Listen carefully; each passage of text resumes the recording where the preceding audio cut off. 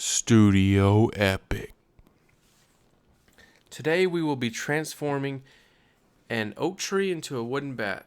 We're going to just start off here by knocking off some of the high spots and a little bit of the bark, especially around the bottom where it's going to actually screw on to the lathe. And we're going to get the log on the lathe and set up our little guide there, and we're just going to try to quickly knock all these high spots off and get all the bark knocked off and just kind of get the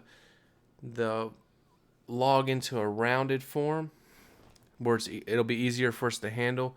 And you can't really tell in the video, but the lathe is actually shaking pretty good, and the log's kind of vibrating a little bit just from it.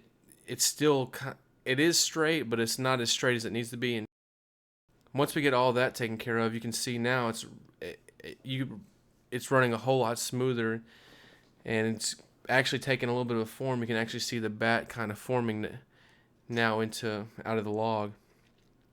One thing I will tell you about this project, if you are thinking about undertaking this yourself, is it's not a difficult project by any means, but it is a little bit more time consuming than I actually initially thought it would be. I mean, this project took probably about 3 to 4 hours just to get it to go from that log to the bat, and now you can see the bat's really starting to take form. And what we're doing here is we're going to clean up the handle a little bit, and we're going to taper it off up into the barrel, or taper it up, I guess.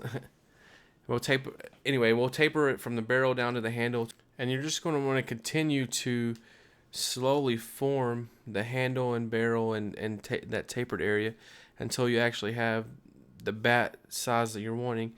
And then once you get that done, you're going to start sanding it. We started with 80 grit sandpaper, and we went all the way up to 1000 grit.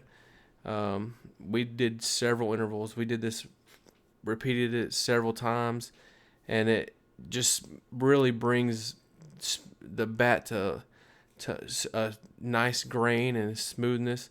And you could just touch it, and it was just very smooth. And then after we get through sanding it, we're going to place some tung on it, and it just brings a lot of pop to the bat and some shininess. And you can even see once we get this thing turning here that it's got even a little bit of a glare from the light. And it's just crazy to think that just a couple hours ago this bat was a log, and now it's a bat.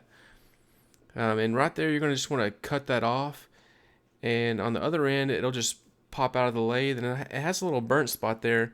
And personally, I find it pretty cool looking.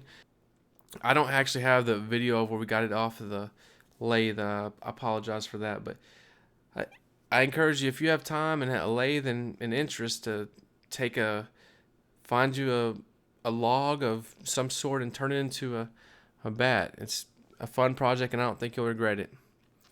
I hope you enjoyed this video. Studio Epic.